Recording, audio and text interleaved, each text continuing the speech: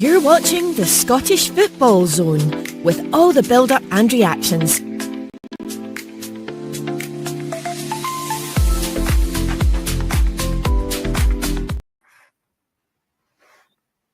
Hello and welcome back to the Scottish Football Zone. We're here with all the reaction after tonight's round of SPFL fixtures. 5 fixtures on the cards, and I'm joined by Telfer and Regan to discuss all the night's action. First of all, boys, how are you doing? Doing well, thank you. That's good. Entertaining few games tonight, so it's good to see plenty of goals. Yeah, absolutely. Some big results in the title race, especially. I think we should just start, Regan, on Martin O'Neill's first game back in the Celtic dugout after 20 years, and It was a really good 4-0 victory over Falkirk. Yeah, I mean Celtic could have scored maybe six or 7 goals tonight, and that's not me putting it lightly. I mean, there's so many chances, and I think that's fair play to Martin O'Neill and to Sean Maloney and to the other coaches as well, because Celtic look very good going forward tonight. Yeah. Could you notice a clear kind of difference from obviously previous games? Obviously, you won this game, which is an improvement. But in terms of like the players' attitude and the way they were running, was there a difference for you tonight? Yeah, the players' attitude was great. They looked as if they could score every time they went forward with the ball. They looked as if they were progressing the ball very well. So I think maybe I just think the whole malaise over Brendan Rodgers maybe not signing a contract, maybe that played on the players' minds. Alex. Right. Yeah, that could be the case. And also I think as well, maybe his, me and Ethan were talking about this the other day. If you're in even in like a regular like workplace, if you sense tension in the workplace, it might not be a great place for you to work. So maybe the players were feeling that tension between the board and Rodgers, and they could feel the sort of strange feeling around the club, and maybe now it's a weight off their shoulders. I think that's spot on what you say there, Alex. I mean, I think, no disrespect to Brendan, but I think it's also the position that the board has put him in. I said this yesterday, I just feel like it's no one's fault here. That I think that Brendan Rodgers and the board were both at fault, and I think it's okay for Dermot Desmond to bring out statements, but I think he is at fault too. But I think that'll give Celtic a big boost in terms of going into that game on Sunday, the Celtic and Rangers match at the National Stadium. Yeah, absolutely. That is. I almost forgot it. Sorry, Telfer. What are you going to say? Who would you say is favourites for that now? There's such an interesting tie with obviously both wins and clean sheets tonight. I think after the fashion in which Celtic won, and although they've both been really poor this season, if you just compare the seasons, Celtic have been marginally better than Rangers. So I think you would have to say they're favourites going into this game. Alex, I don't know if you heard, but Tierney wasn't playing tonight. Sirachi played. Sirachi was the man of the match for me. He was brilliant. So some of the balls that was putting in was really good. And I think the fact that Brendan Rodgers has possibly overlooked this guy so many times this season shows you as well. Maybe the players were getting fed up as well, because that guy was brilliant tonight. He was so good. Yeah, honestly. a lot of times as well when I've sort of discussed Celtic and all I've heard from like Celtic supporting mates and stuff like that is glowing reviews from the very little minutes Marcelo Sirachi has got on the pitch. And I'm not exactly sure the style Martin O'Neill will. I'm not sure if he'll try and implement a style, because I'm not sure how long he's going to be in the dugout for. But we were discussing whether Sirachi fit better into that role of sort of playing an inverted fullback than Kieran Tierney, because I think Tierney's more of an out and out kind of fullback, and Sriracha just fits that role kind of better. I know people will be interested, Alex. That's what I'm going to bring up. But Martin O'Neill was asked by the BBC there about the Celtic job, and he said whether it's short term or long term. And I'm just interested, like maybe he's got a wee fire in the belly. He also went on to say, "Sorry, that was a slip of the tongue."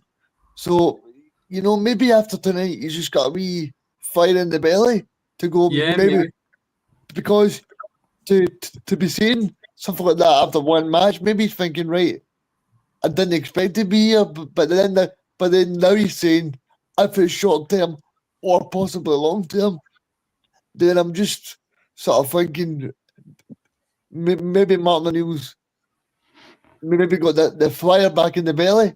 Yeah, he's got a taste of it, and he wants back in the game proper. Yeah. Telfer, I'll just come to you. Were you expecting this sort of reaction from Celtic tonight? I'm not really surprised, to be honest. You've got to give. He's a shrewd operator. I know it was 20 years ago, but I think some people might have wrote him off just because of his age as well.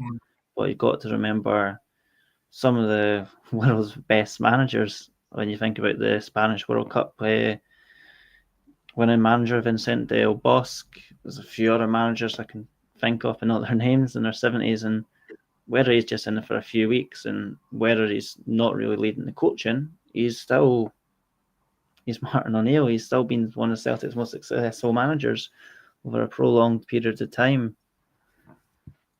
Yeah, absolutely. And it turned out to be a really crucial win.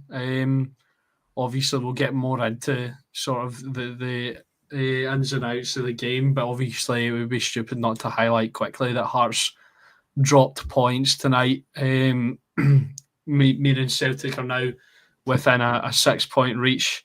So sorry to say that, Telfer. Yeah.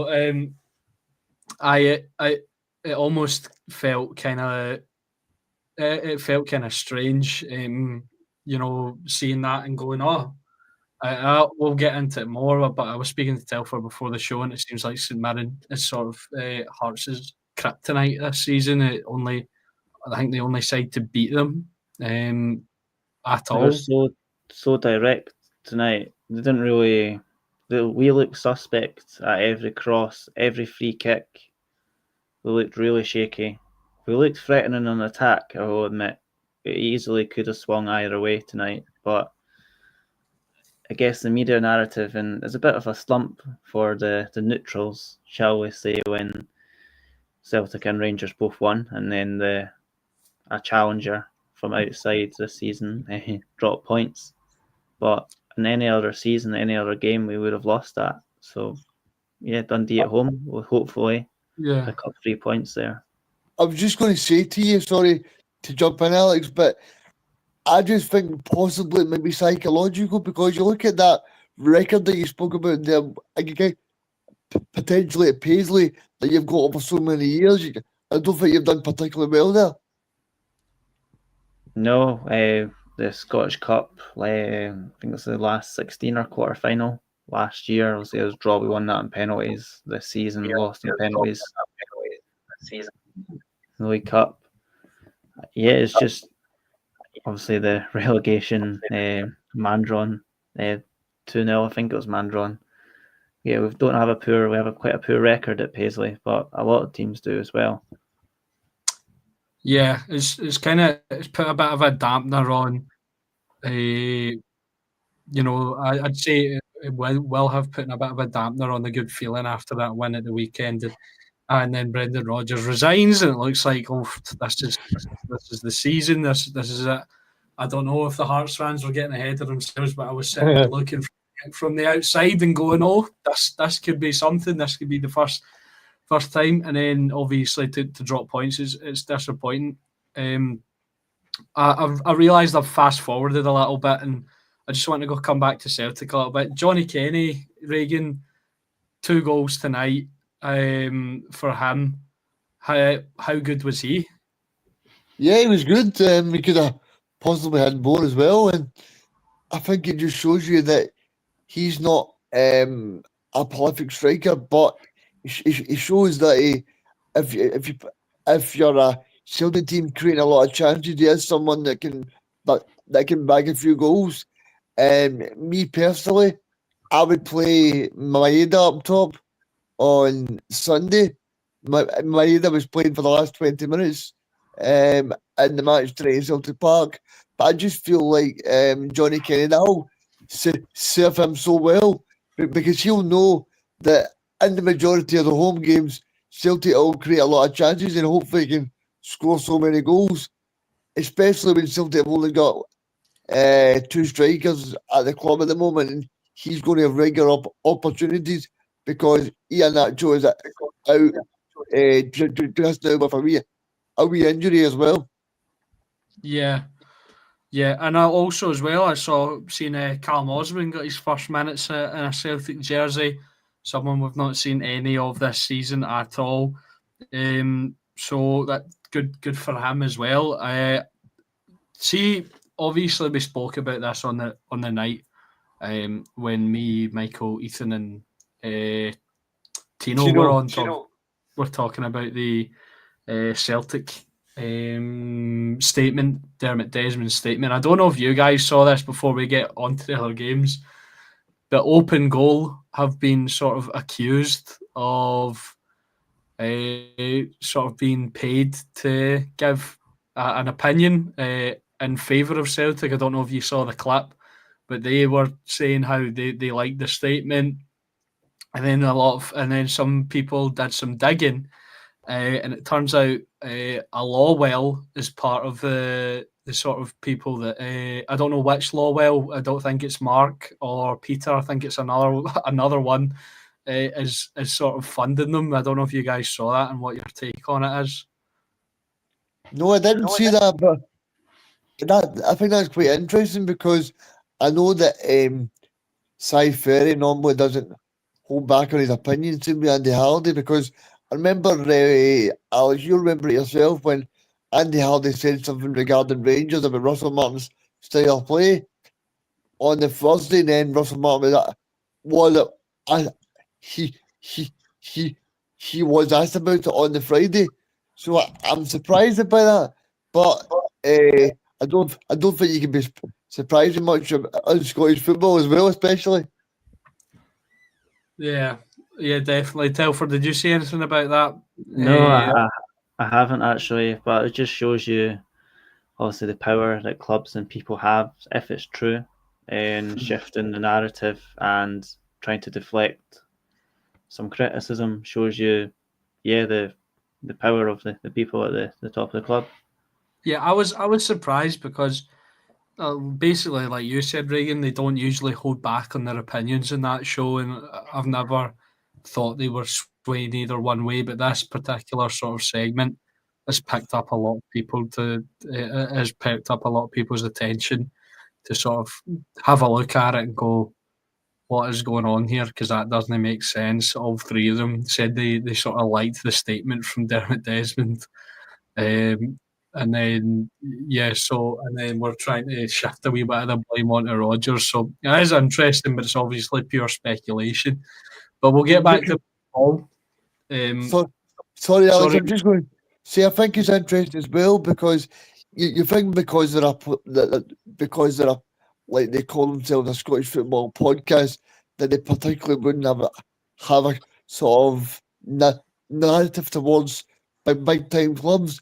But I suppose it just shows you because they've got a lot of money involved and they're doing a lot of the shows at the Hydro and things like that. There must be some sort of power because they managed to get a sort of high people on the show as well. So they must obviously have some sort of influence. Yeah, I think they need to have investors and stuff because I think they had Micah Richards on at one point. Or they were going to, and the fee they were quoted for him was I think $5,000 for him to appear on the show. So if they're paying those kind of fees, then they must have some sort of financial backing. But we'll go back to the football. Like I said, obviously we'll speak a wee bit further, Telfer, unfortunately, about the Hearts game. You mentioned that St Mirren were really direct. Hearts struggled, but you also mentioned sort of the resilience. Was there anything about tonight that really concerned you, apart from what you've already mentioned? I wouldn't say so particular, just high balls, free kicks. Kingsley got taken off a little bit early. I think he was maybe a little bit suspect. There was a lapse in communication between Kingsley and Swallow for a clearance, which led to the corner. And then that corner, and then the free kick ended up in a goal. So I would on the plus side, Landry Kabori looked extremely sharp tonight. He came off the bench on the 65th minute, and he was unlucky not to score on twice. So it was pleasing to see the Burkina Faso international get some more minutes. Everything about him's a bit delayed, isn't it? Everyone knew he was signing for about 4 weeks, and then he's not really been on the pitch too much. But yeah, no, good to see him getting involved as well. I was just looking at the stats and the thing there. And I'm baffled. You mentioned long balls, and you must be absolutely right, because FotMob have credited Shamal George with an assist. Yeah, it was just, you can almost see it coming. It's the same with St Mirren. They know what to do. They utilise their strengths to a T. They're not pretty to watch, but that's what good managers do. They don't. It's results and goals over style of play that ultimately matters. Yeah. Obviously, Reagan, the next game, Telfer mentioned earlier, Dundee at home. How important is it that Hearts don't drop any more points after this? Because could you see them sort of going into maybe a spiral if they continue to drop points immediately after? Yeah, because after they play Dundee on Saturday, they go up to Aberdeen, and Aberdeen's not been a good place for years. Therefore, I remember seeing Hearts' record up there as well, and that's not. Although Aberdeen are not playing the best, I think sometimes these records can be psychological, especially for players that have been there for a very long time. But I'm interested to ask you as well. Do you think you'll have an impact on the squad? Because I did see for a while during the game that a flash score in particular was saying that it was 3-1 to St Mirren. So what actually happened with that? What actually happened with the chance? Yes, it was a free kick that some St Mirren fans will probably feel hard done by, but it was essentially one of the St Mirren players was offside, and he was still judged to be interfering with play because he was blocking on Lauren Shankland's run. So in any other day, it took a few minutes, shall we say, to be decided. And likewise with Landry Kabori's apparent winning goal was chalked off as well, but that was a little bit quicker. Yeah. Okay. Just quickly as well. I think Telfer, this is obviously an important result for St Mirren. Maybe they might feel that they should have got the victory tonight, but they've lost their last 3 games on the bounce. If they'd lost again going into the League Cup semi-final, it would have been. I think it would have been a really bad feeling for a lot of the supporters. Do you think this will give the supporters and maybe the squad themselves a little bit of confidence going into the semi-final against Motherwell? Yeah, absolutely. I know tonight they had Alex Gogic and another defender out. I believe they were suspended. So they'll be fresh, and it sets them up nicely for the tie against Motherwell, who also won tonight. It will be an interesting fair. You could arguably say a contrast in styles with Motherwell's Scottish version of tiki taka versus St Mirren's direct approach. So see how that goes. Well, it'll be a good game. I'm anticipating it'll go to extra time. Yeah. I kind of thought that as well. I think me and Ethan did predictions the other day, and I think I actually had St Mirren to win in extra time.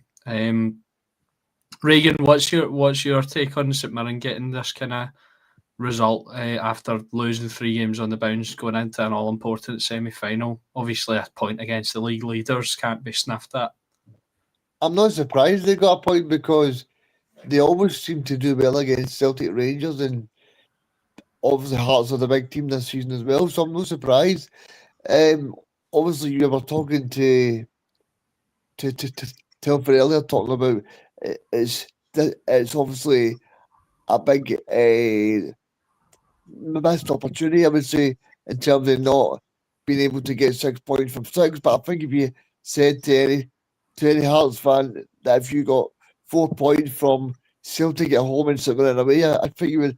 I think they would have snapped your hand off for that.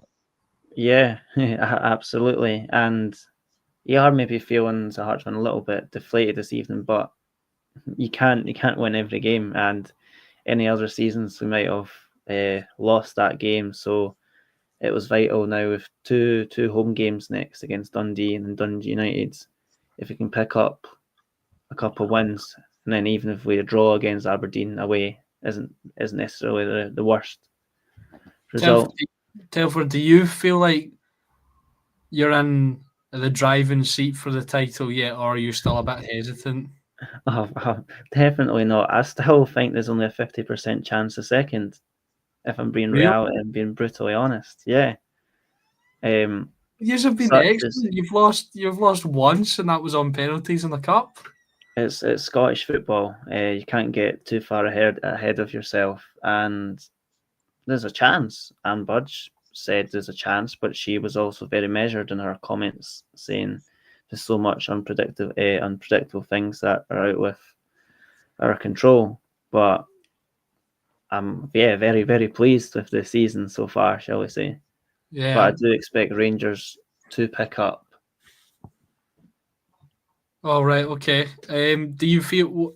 Let me pose this hypothetical to you. So if you get to January and you're still top and you're able to strengthen, you get through the month of January, would you be willing to say then, or are you still would you still be, it's too unpredictable?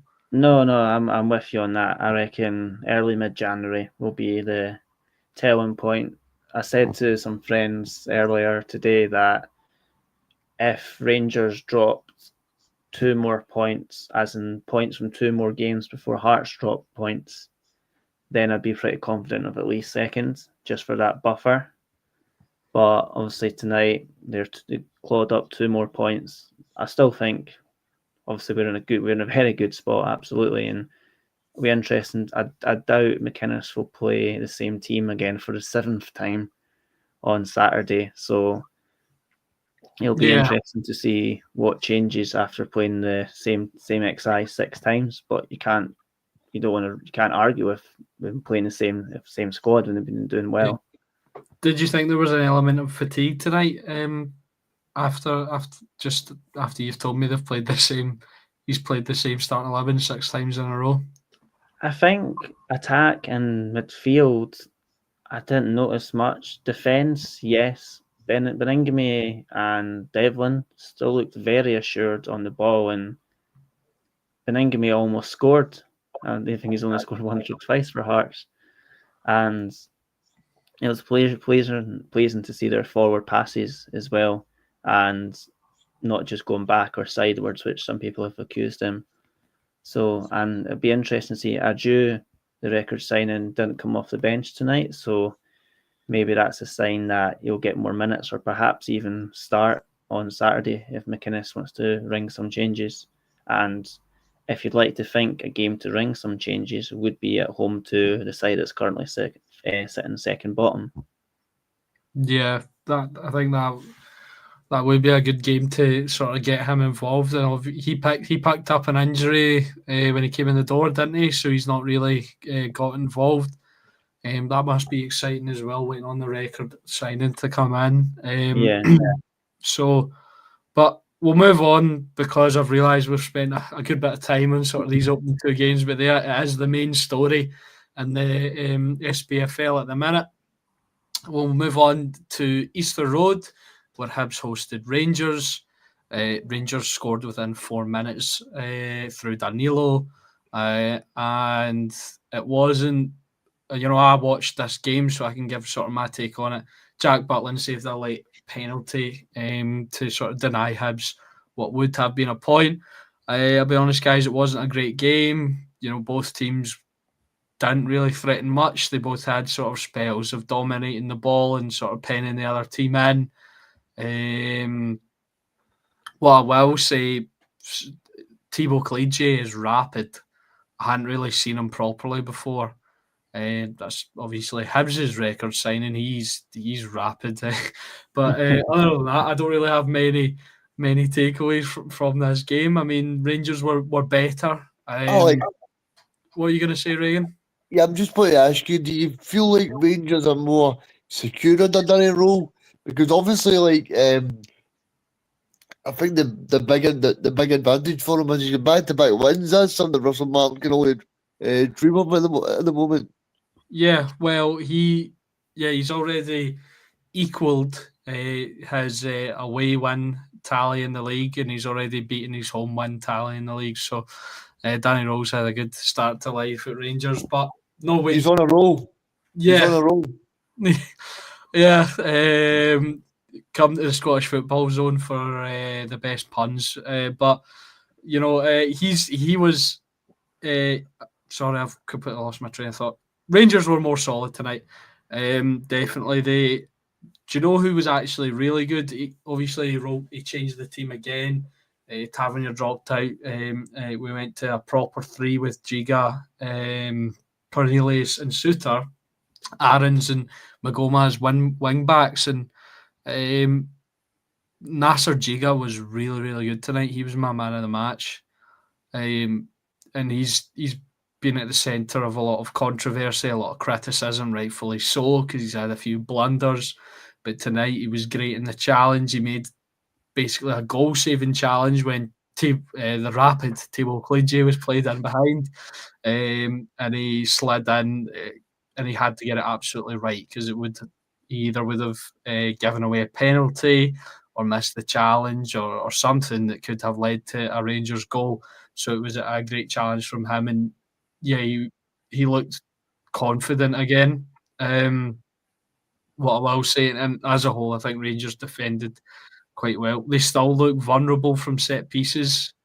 Unfortunately, they don't look confident. That first header away or that first clearance is never, you're out of danger. It's you need to get a second one on it, or you're rushing out to meet a Hibs player on the edge of the box. So I think that's definitely something that teams can look at and identify in this team. But it's one step at a time, and I'm not expecting massive changes in performance. But I think what I said about the weekend was just a bit more fight, a bit more kind of just aggression. There is more technical ability on the ball as well. There's more individuals stepping up. Yeah, Regan. See, one of the big things that I like about Danny Rowe already, right, is that he's very measured, he's very assured, and he doesn't say anything that will sort of rile up the fans either.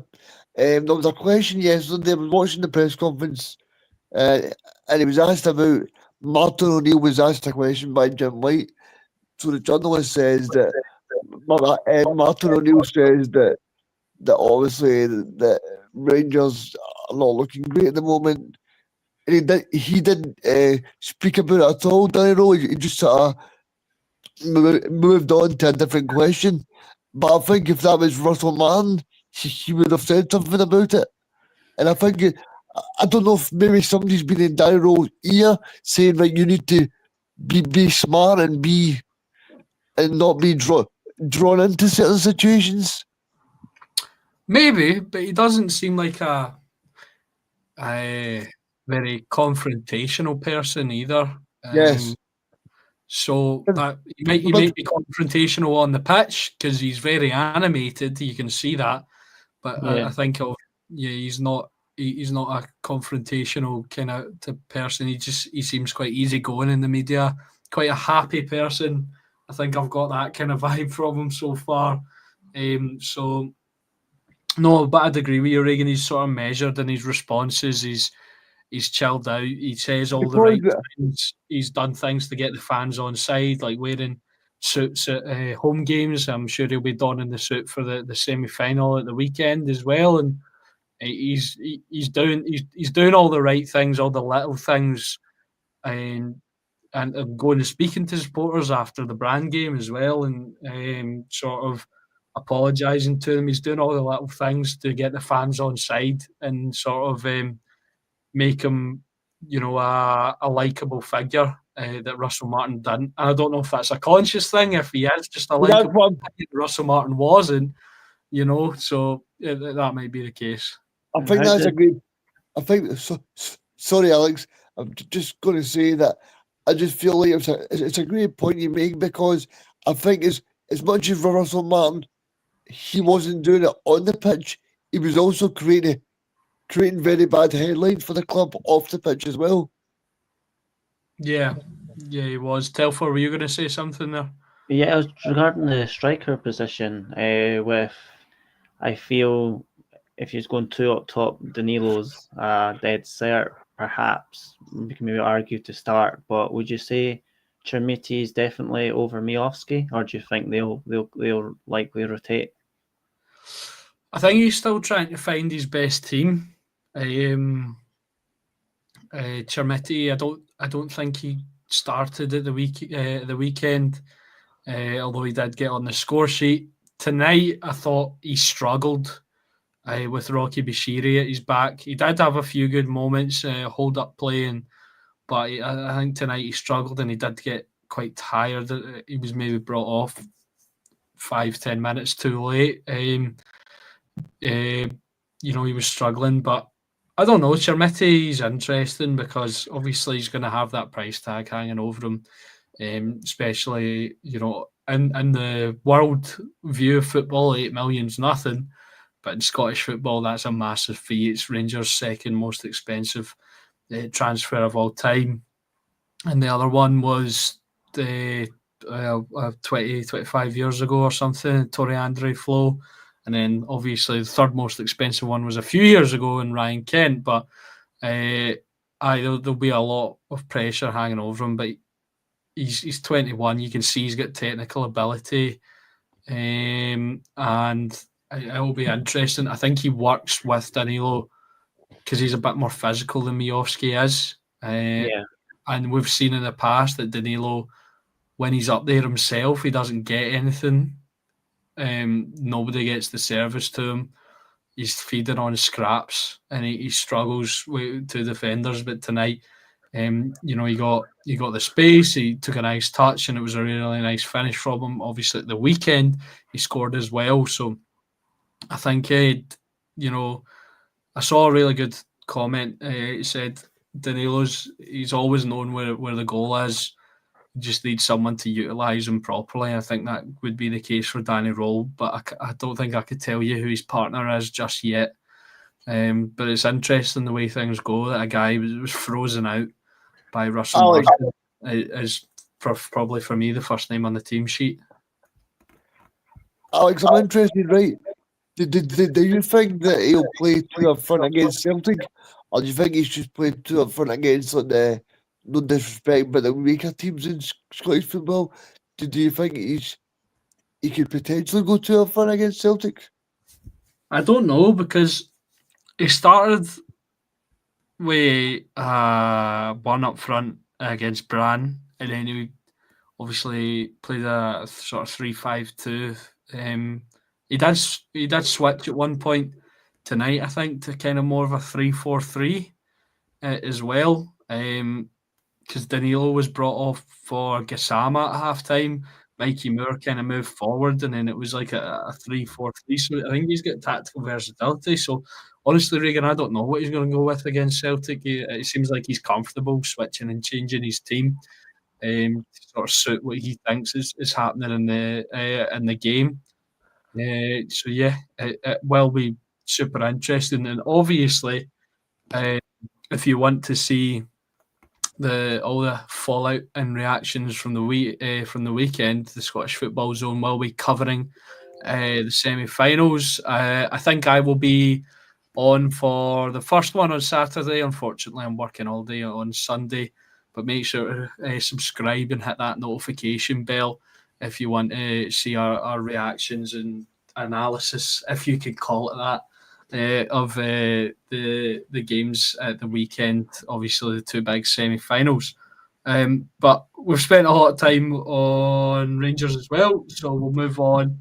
Aberdeen looked like perhaps they were going back to sort of old ways after getting absolutely battered in Europe and then losing to Hibs. Eliuan claiming Pittodrie for himself. I don't know if you guys saw that. He put the Hibs shirt over the Aberdeen corner flag and started waving it around.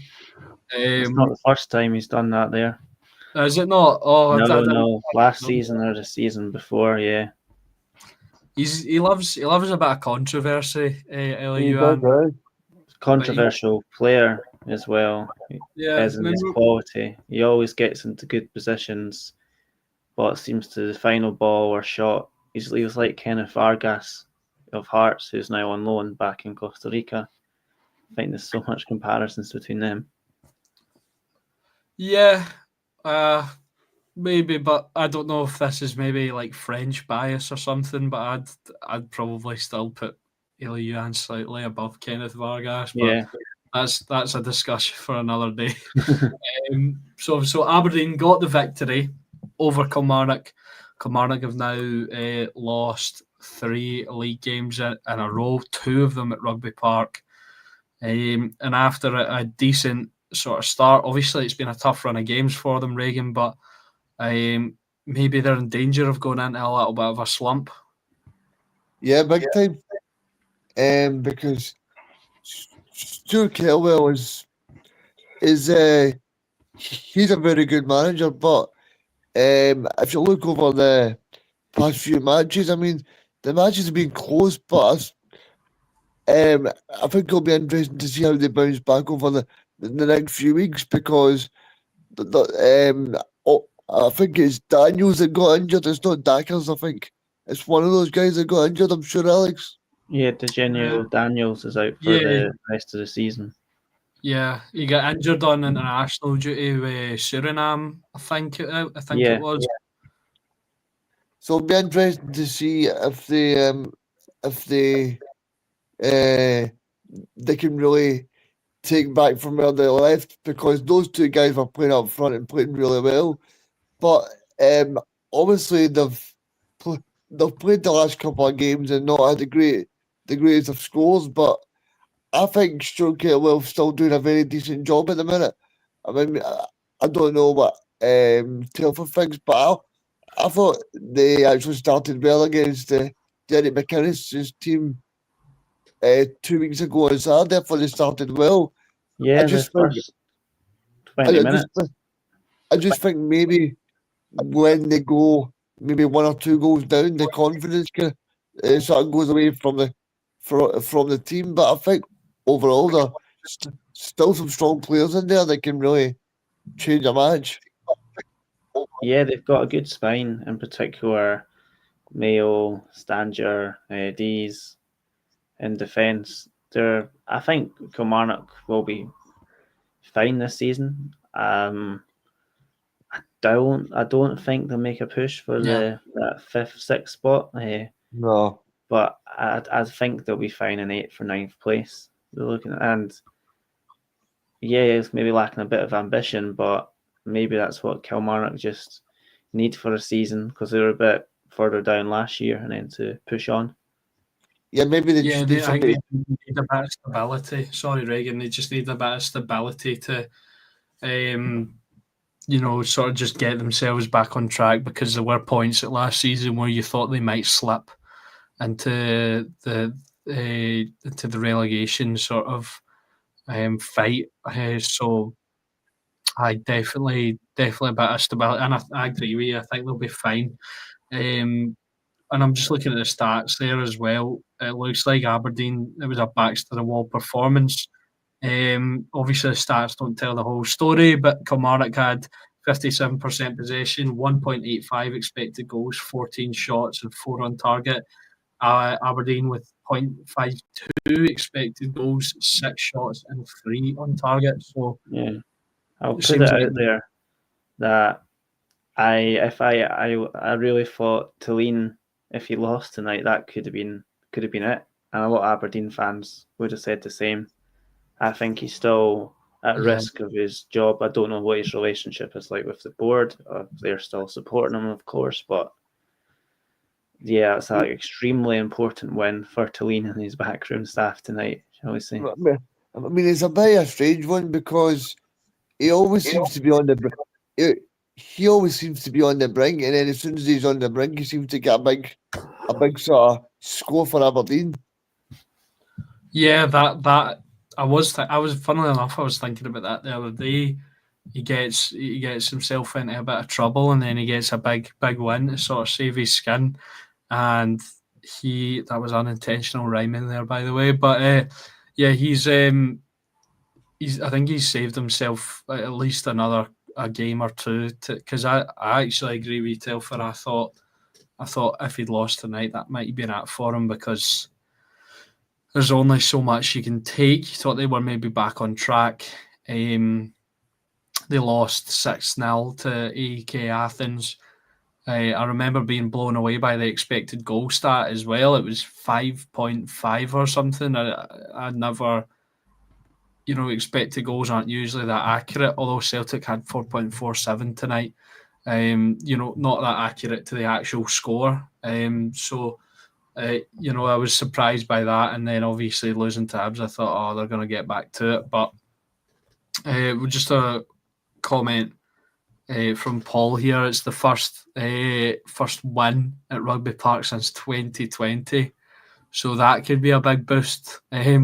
Sam Cosgrove and Ryan Hedges. That was. I remember Ryan Hedges. I quite liked him. I might just be colouring my memory. Yeah, he was he was. I think he went to Blackburn. He did. He's still there, I think. Is he? Oh well. Aye. No, but that was good while ago now. He was a good player. I liked him as well. Aye. Sam Cosgrove hasn't had a great time of it since leaving. Also, as well, I don't know if you saw maybe a month ago or something, he came out that he had like a heart scare when he was at Aberdeen. That nothing came out at the time, but I saw an article about it like a month ago. No, but I think it was Sam Cosgrove was a funny player because the first season he was there, he was pretty hopeless, and then he started to score a lot of goals the second season, I remember. Yeah, and then he kind of got a move, but maybe that was a bit of a purple patch for him. But anyway, so massive win for Aberdeen. They are in 10th, but it's so tight in there from Rangers in 3rd to Aberdeen in 10th. It's 5 points. A win in Aberdeen could jump into the maybe not top 6 because of goal difference, but what if results go their way, they could easily be in there in the next couple of games. So it is so tight in there. Moving on to the final. Yeah, final. I don't know why I said penultimate. Final game of the evening. The other half of the first semi-final of the Premier Sports Cup. Motherwell taking on Dundee United. Motherwell with a 2-0 victory. Tawanda Maswanise and a man who's been impressing a lot of people this season, Elliot Watt, getting on the score sheet. Motherwell this season, as a club in general, have impressed me. They've impressed a lot of people, but they haven't been getting the results. Telfer, but this is a really important win against a Dundee United side who looked like recently had got their confidence back. Yeah, you're right, and I guess it's rewards for Motherwell's persistence with 2 wins on the bounce now. Um, it's so tight. Dundee United slipped back a bit. I think Sapsford and Dolchek. I don't think they've been. I'm not sure if they've been quite as prolific as of late, but yeah, it sets it up really nicely for the semi-final. Yeah, absolutely, Reagan. I don't know. Obviously, you've spoken about before how impressed you were with Motherwell at Celtic Park. Are you surprised to see them getting some wins under the belt, or are you not surprised at all? No, I thought they should have beat Celtic at Celtic Park.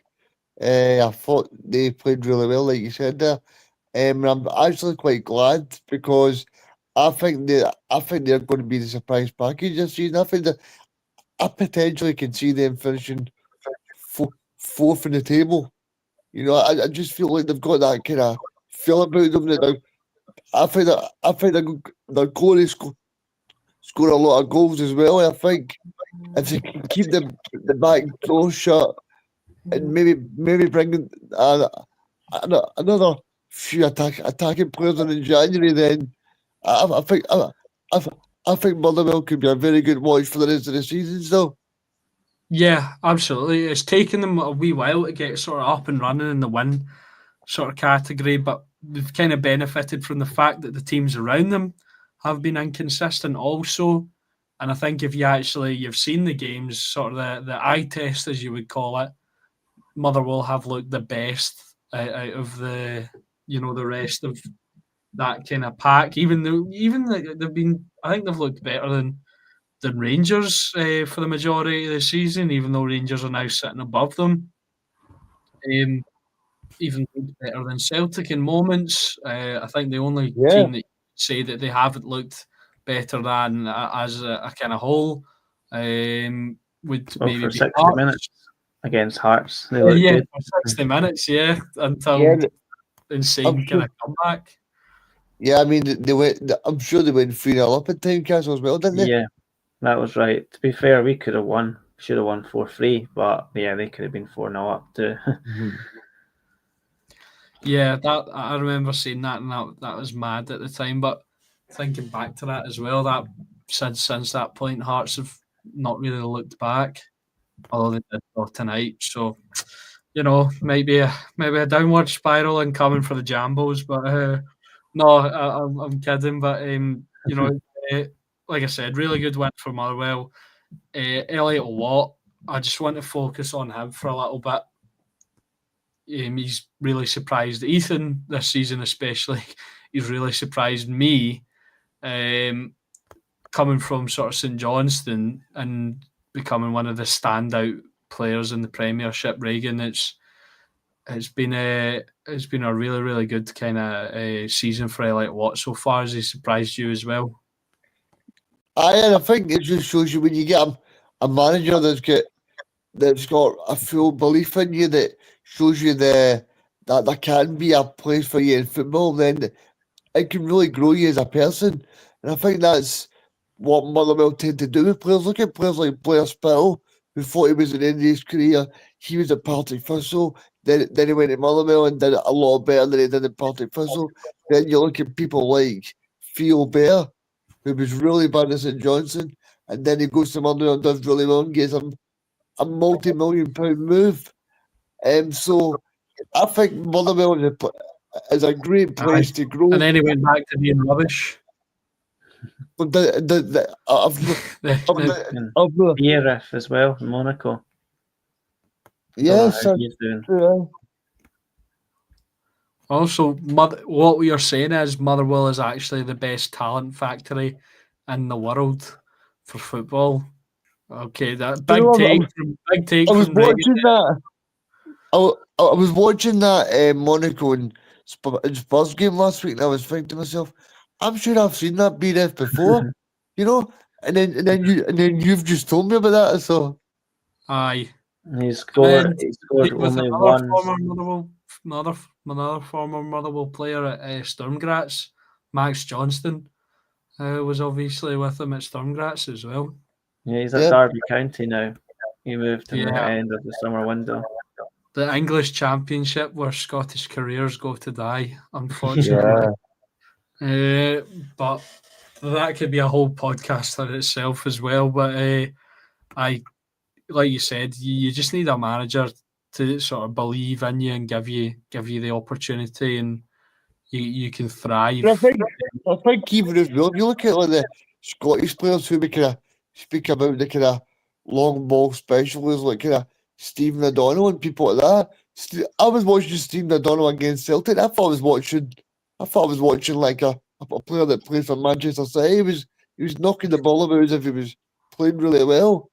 You know, I think it just shows you if you get a manager that goes, if you mess up with the ball, it doesn't matter. But I want you to play football.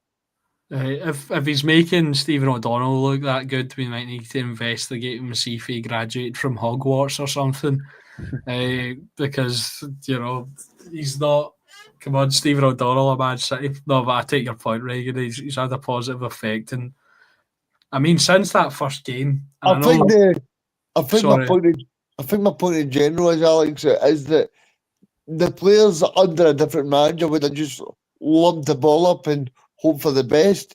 But he's went, no, what I want you to do is play the pass that you should be playing. It's funny as well, though. I think when, obviously we get these teams that play, that sort of play this sort of long ball, sort of physical style. You sometimes forget that these guys are professional footballers. And they probably all are capable of knocking it around if they're given sort of the right coaching. Yeah, and to be honest with you, Alex, I've never played football in my life for obvious reasons, but I just feel like, see, if I was playing in that team, it'd be enjoyable to go to work. It'd be enjoyable to play. Yeah, definitely. And I remember, when you have a good coach and you're playing good football, and obviously I never played at a super high level, but we had a coach switch, and he was more close to our age and than the other guys, and we were really struggling before that. It just kind of ran its natural course, and they left. And he was actually the older brother of one of the players, and he took over, and I started enjoying football again. So it can have that really sort of positive effect on the players. As for Dundee United, they got a draw against Rangers, win at the weekend. They looked like maybe they were back on track after a difficult spell.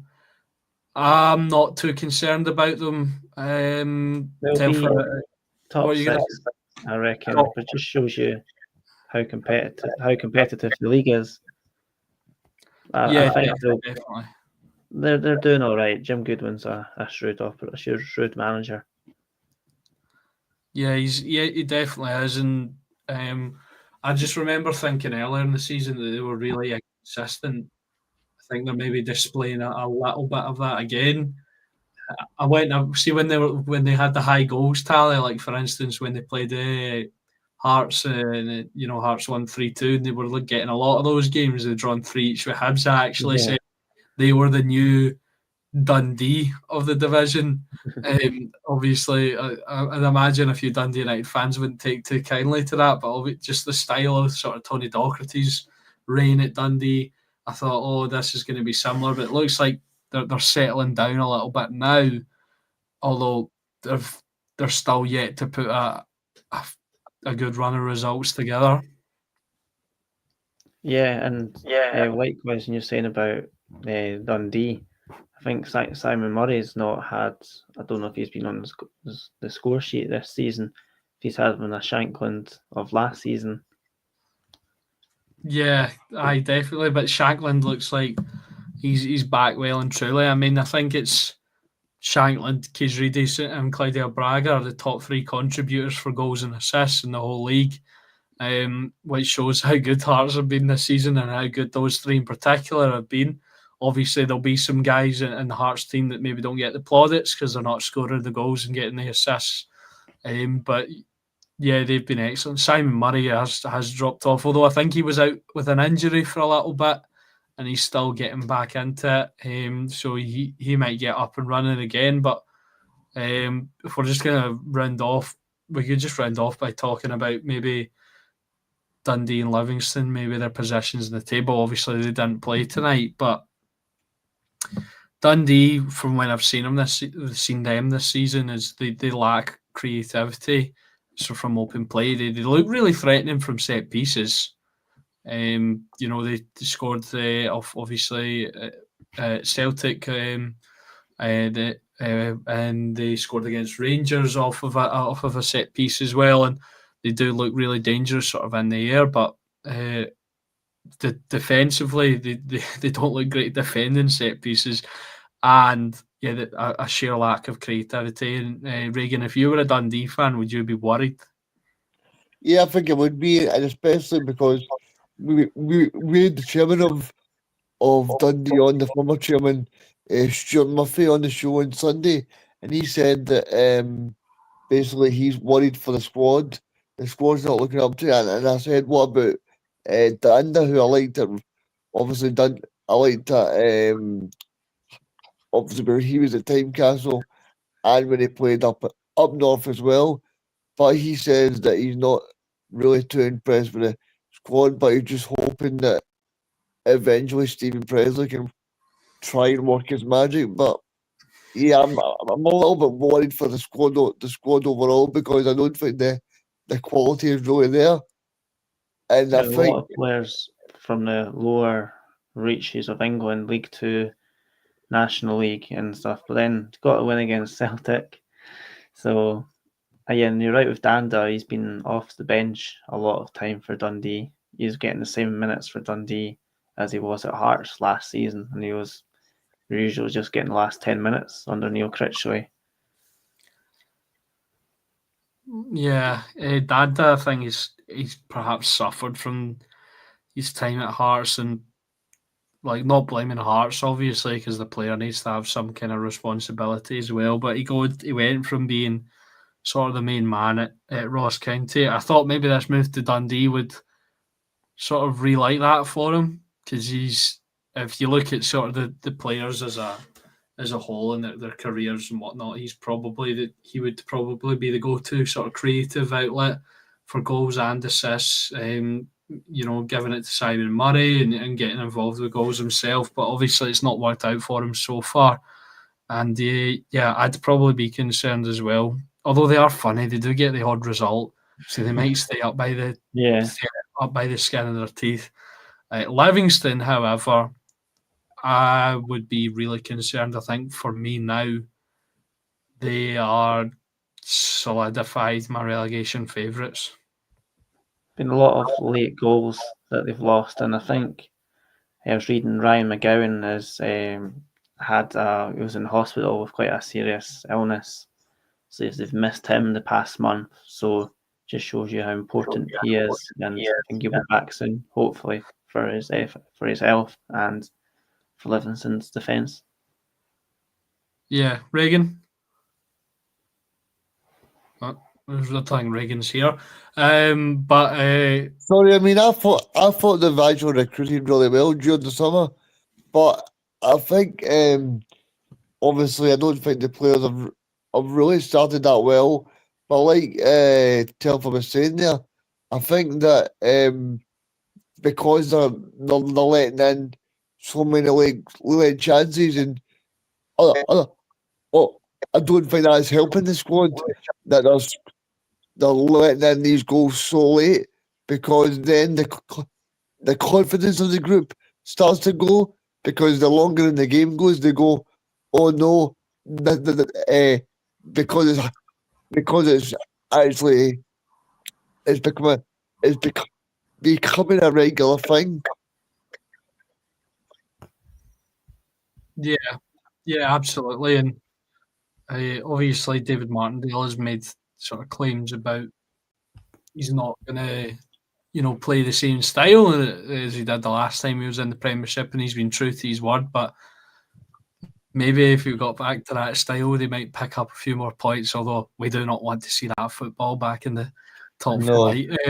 But I think that'll do it for this evening. Thank you to Telfer, thank you to Reagan, thank you to everyone who's tuned to watch us this evening, watch us ramble and rant about the games. If you've enjoyed it, make sure to follow, subscribe, turn on notifications, whatever platform you're on, YouTube, Twitch, Twitter, Facebook. We really appreciate it if you've enjoyed it. Make sure to tune in for the weekend shows for the League Cup semi-finals. Reagan, is there a Friday show as well this week? Yeah, there will be, aye. And make sure to check out the Spotify as well. If you don't want to see our beautiful faces, then check it on Spotify as well. Yeah, absolutely. I forgot about that. Check out the new Spotify. If you don't want to look at us, and if you're on the go, it's better than that than obviously having a YouTube stream running. But yeah, thank you to everyone again for watching and or listening, and check out the show on Friday. Thank you.